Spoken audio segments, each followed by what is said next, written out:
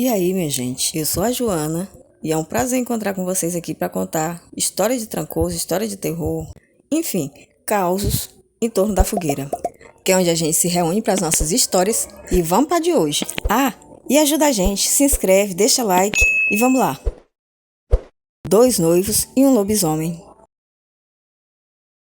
Ocorre que na pequena cidade de Lavras dos Afogados, 2 homens propuseram um casamento a uma moça chamada Ágata. O problema é que os dois acharam de ir lá fazer a corte à moça no mesmíssimo dia. Henrico e Arlindo. Henrico era um dos jovens mais ricos da cidade, filho de um dos grandes cafeicultores da região. Arlindo era um homem de raríssima beleza. Poderia-se dizer que era o homem mais bonito que já se viu no Nordeste. E diante de tais forças, uma frente à outra, a moça não conseguiu decidir sobre com qual dos dois ia se casar.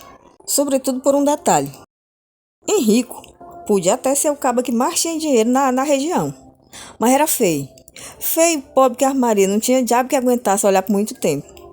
Já o outro, que era lindo, era morto de pobre, lascado, não tinha um pau para dar num gato. E Ágata aperreou-se e, para não deixar os dois esperando por muito tempo, propôs um desafio. Era muito simples. O mais valente ela casava. Por aquela época, vivia um tal lobisomem por lá, fazendo o estrago da bexiga. E ela tinha um trauma particular com esse lobisomem, que era parte da história dela. O homem que ela tinha mais amado na vida tinha sumido justamente por um ataque desse bicho. Como ela mesma conseguiu escapar desse ataque, é coisa que ela nunca contou a ninguém. Mas fato é que o grande amor da vida dela, ela perdeu no dia que encontraram com esse lobisomem. Mas ela não entrou em detalhe não, só explicou o caso, disse que quem chegasse na casa dela com este lobisomem preso, estava feito. Ela casava.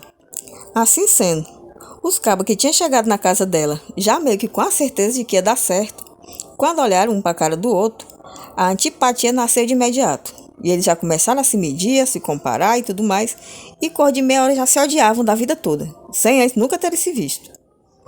Assim sendo, os dois aceitaram e marcaram o dia de partir para a caçada. E tinha mais um detalhe que ela exigiu. Cada um dos dois tinha que visitar ela antes, levar as balas de prata, que ela queria benzer pessoalmente a bala que ia pegar esse lobisomem. Os cabas, na hora lá da vaidade, da raiva de querer se mostrar valente um perante o outro, concordaram sem nem pensar. Concordaram na hora. Mas depois que se despediram e cada um seguiu seu rumo, rapaz, o sol já esfriando, a emoção também foi se acalmando e eles foram pensando, rapaz, onde é que eu me meti? Como diabo é que eu vou pegar um lobisomem para trazer para essa mulher? E os dois, cada um do seu jeito, decidiram mudar os planos para essa caçada. Cada um à sua maneira ia dar um jeitinho de enganar ela, desde que desse certo e casasse com ela no final. Que a mulher era lindíssima, lindíssima, e desde que esse caba tinha sumido, esse namorado dela, ela não tinha mais querido conversa com ninguém. E agora esses dois tinham decidido, mais pelo desafio, um contra o outro, do que por ela. Porque se fosse só por ela, eu tenho pra mim que eles tinham desistido desse negócio, desse lobisomem. Mas estava feito o negócio, estava feito o acordo, e os dois tinham a palavra para cumprir. O rico ia pensando sozinho no caminho. Ficava tudo muito mais fácil se eu pegasse esse bonito e desse um jeito de incriminar ele. Se eu conseguir fazer o povo acreditar que esse homem é lobisomem, ora, mas me deram 2 palitos. A negada mata ele, eu caso com a mulher e tá tudo certo. Depois, se o lobisomem aparecer de novo, eu digo, meu filho, isso aí já é outro. Já não tem nada a ver, eu já tô casado. Depois é só encomendar uns cabas valentes aí, contratar para matar esse lobisomem e tá resolvido. Mas se eu não quiser, nem isso precisa fazer. Já o bonito ia pensando no caminho de casa. Não, que sou eu que vai pegar este lobisomem é um fato. Porque aquele rico, aquele caba fresco da mão fina, que nunca pegou no enxada, nunca pegou um sol na cara. Um homem daquele não aguenta nem um dia de trabalho, quem dirá pegar um lobisomem. Então vai ser comigo mesmo. Agora só tem uma coisa. Eu vou passar o resto da vida ouvindo o povo dizer que essa mulher fez besteira de casar comigo. Porque se tivesse casado com outro, passava bem. Então, eu vou pegar esse bicho antes. Vou fazer umas apresentações com ele aí no meio das cidades, no meio das praças, pelas cidades vizinhas. Quando eu arrebanhar bem muito dinheiro, aí sim eu volto, entrego o lobisomem e me caso mais ela. Pronto, vai ser assim. Ou seja, Quando a noite caiu, cada um dos dois tinha uma ideia diferente para pegar o tal do lobisomem. De maneira que nenhum dos dois ia fazer o que a moça tinha pedido, que era simplesmente caçar e levar para casa dela. Mas vamos para frente. No outro dia seguinte, né? Chegou um e depois chegou outro com a bala de prata para visitar ela, como ela tinha pedido. Foi um na parte da manhã e outro na parte da tarde, tal qual a Agatha tinha dito. Passe antes por aqui em casa, para que eu benza as armas que vocês vão levar. Porra, assim fizeram. E tanto Arlindo como Henrico entregaram as armas para que ela benzesse. Pois disso, cada um no seu horário, vira ela seguir rumo a esse altar, se ajoelhar de costa para eles, virada para o oratório, começar uma reza, enquanto ia mexendo na arma como se benzesse todinha de ponta a ponta. Assim foi com um e assim foi com o outro. O que nenhum dos dois ficou sabendo é que enquanto ela estava de costa, sem que eles vissem, ela substituiu as balas de pratas por bala comum e depois devolveu as armas. Feito isso, se despediu dos dois inocentes, sem que eles soubessem que a partir daquele momento eles estavam caminhando por uma cilada. Agatha era uma moça absolutamente comum. Só tinha um detalhe: a bichinha era obcecada pelo lobisomem. Desde que tinha acontecido aquela situação com o noivo, ela tinha desenvolvido um tipo de fixação. Com tudo que era de prata, ela tinha medo. Talvez fosse trauma, talvez essa obsessão de querer encontrar o lobisomem de novo também fosse um desejo de vingança. Mas o fato é que, apesar de que parecia que ela queria que capturasse, ela foi dar um jeito de garantir que nenhum dos dois matasse o bicho. Vai entender. Mas vamos para frente para ver como é que terminou esse moído, o que é que deu. Henrico, focado no plano de incriminar o outro, tão logo voltou para casa, pediu dinheiro ao pai e correu contratar um caboclo para ficar direto seguindo o outro. O cabo era de noite no encalço do outro, direto atrás dos passos dele para saber todo passo que ele dava. O pensamento dele era o seguinte: ora, enquanto esse besta se abofela correndo pelo meio do mundo, atrás de confusão, eu fico na paz da minha casa. Ele, encontrando esse lobisomem, das duas uma: ou ele morre ou ele vive. Se o bicho ganhar dele, tanto melhor que ele morre, eu já caso direto com a mulher que não tem mais concorrente. Agora, se ele ganhar e pegar o bicho, aí vai dar certo, porque eu dou um fim nele e digo que o bicho é ele. Aí a mulher vai pensar que o lobisomem é ele e pronto, resolve meu problema de todo jeito. De todo jeito fica bom. O dia marcado seria a próxima sexta-feira, que caía justamente numa lua cheia. E Arlindo, ao contrário do que era rico, não estava nem de longe interessado em ficar trancado dentro de casa, não. Ele ia sair era antes, porque ele sabia que da madrugada da quinta para sexta já estava rolando a transformação do lobisomem. Então ele queria se antecipar ao outro e pegar o bicho antes, sem ter que concorrer com o outro na hora de capturar o lobisomem. Pois no que ele saiu de casa, o outro, encarregado de seguir ele, campeou atrás. Arlindo encilhou um cavalo numa charrete velha antiga que ele tinha, que parecia uma carruagem velha antiga. Era um negócio lá caindo nos pedaços que ele improvisou, socou-se dentro e se embreou no meio das matas atrás de pegar o lobisomem. Depois de um tempo cavalgando com essa charrete, ele chegou num ponto no meio do mato e parou. Nisso, o cabo atrás direto. O cabo parou, apiou-se no cavalo e ficou escondido atrás de uma árvore, na sombra, só prestando atenção no que é que ele ia fazer. Pois aí esse homem estava esperando. Aí esse homem ficou. E taca-lhe pau a passar tempo, e esse homem lá plantado esperando, e o outro nem descia da charrete e nada acontecia. Ele, por fim, pensou: eu ganho mais saindo daqui desse breu e indo avisar o outro do que ficar aqui e me arriscar. E nisso, deu meia volta e foi-se embora. Enquanto isso, o cabo que estava dentro da charrete, rezando, esperando a hora para chegar o lobisomem, terminou de ajeitar a arma, fez sinal da cruz e desceu.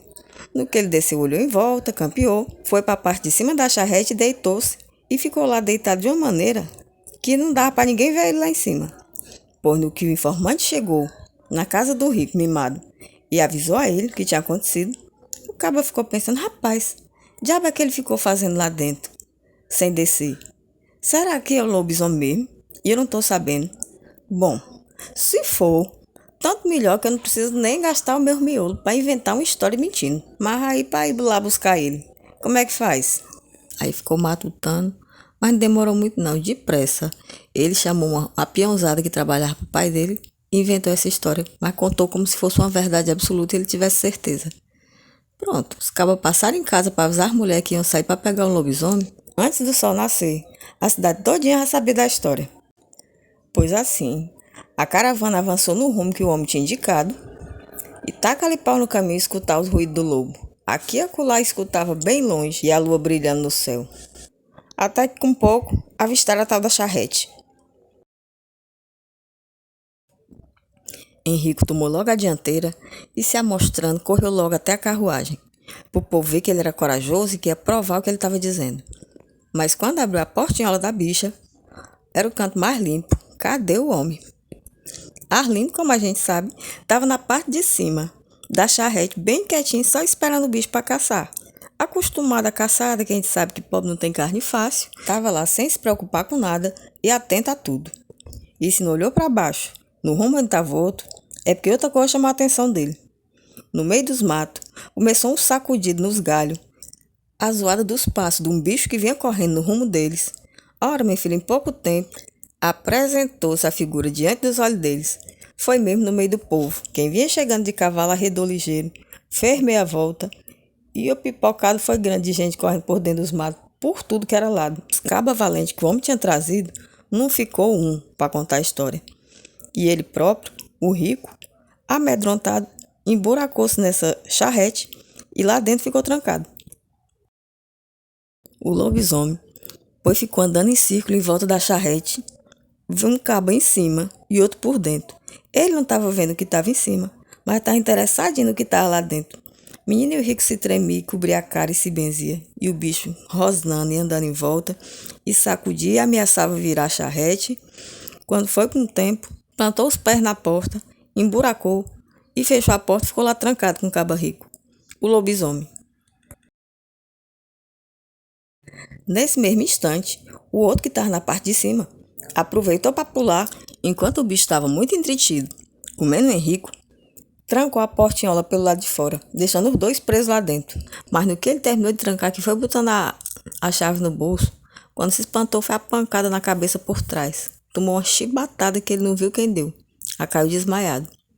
Nisso, a pessoa que tinha batido, uma criatura de capuz, só fez subir na boleia, tomou as rédeas dos cavalos e saiu a toda velocidade pela floresta, levando o lobisomem preso e deixando o outro desmaiado no chão. Já bem longe dali, o sol já quase começando a nascer, longe na estrada, depois de muito correr essa carruagem, foi que esse cocheiro misterioso, enfim, puxou as rédeas, fazendo o cavalo parar, e encostou a carruagem, a charrete. Abriu a porta e entrou. Trancou-se junto com o lobisomem, que a essa altura estava destransformado. Estava em gente de novo. E só então a pessoa tirou o capuz. E era a Ágata. Nervosa e emocionada, ela começou a se dirigir ao rapaz, que tinha sido o lobisomem.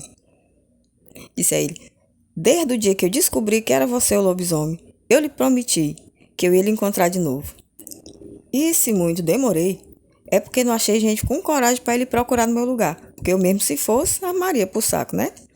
Mas esses dois aí me serviram de alguma maneira. Eu sabia que cedo ou tarde eu ia achar uns que ia dar certo. Todo pretendente que eu arranjava, que colocava essa prova, o homem ia-se embora. E eu ia morrer solteira.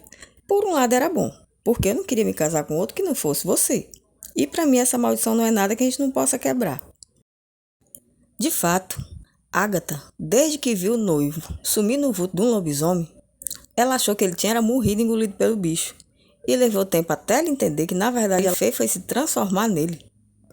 E por conta dessa situação a mulher ficou obcecada. E nessa obsessão por esse lobisomem ela acabou descobrindo uma simpatia para descobrir a identidade do lobisomem. Aplicou e descobriu que era o próprio noivo dela. Mas que simpatia é essa? É tema para outra história. Então ela precisava de uma maneira de capturar ele, encontrar ele de novo e com vida. Por isso que ela trocava as balas de prata por bala comum. Porque caso os concorrentes tivessem tempo de atirar nele, não ia matar, ia no máximo ferir. Olha, minha filha, deu bem certinho. Foi só o tempo do dia amanhecer, ela já tinha resolvido uma ruma de coisa lá para quebrar a maldição do homem. Era um negócio com choro de vela benta, ramo de missa, enfim. Fez um negócio do choro das velas lá, que cura lobisomem. E quebrou a maldição do homem, pronto, casou-se com ele. Ele apareceu normalmente, fez a proposta a ele e casou. E o Arlindo disse: ué, ele vai pegar o lobisomem não? Não, porque esse negócio de pegar lobisomem, já passou tanta gente boa aqui e nunca pegaram esse lobisomem. Se for esperar por esse lobisomem, no caso é nunca. Deixa pra lá, vamos deixar assim mesmo. A tal da charrete por dentro ficou toda rasgada pelas unhas do lobo e disse o que era pobre passou a viver disso, mostrando só os resquícios da passagem de um lobo e tal como ele queria. Começou a viajar por uma ruma de praça, uma ruma de cidade, mostrando e contando a história. E como era mais interessante para ele fazer isso do que se casar e ficar sendo pobre o resto da vida amarrar outro, ele pegou o beco, foi-se embora. E o outro, que não valia um enjoar, né? Que queria enganar o outro, botar a culpa no outro, lascou-se, foi pro saco e pronto. A mulher casou com o lobisomem. E foram felizes para sempre. Gostou da história? Se gostou, comenta, me conta qual a parte que você achou mais legal. Se você não é inscrito, se inscreve, porque ajuda muito a gente, dá super força para o nosso canal. E no mais, obrigada pela companhia, pela atenção. Um abraço e até a próxima.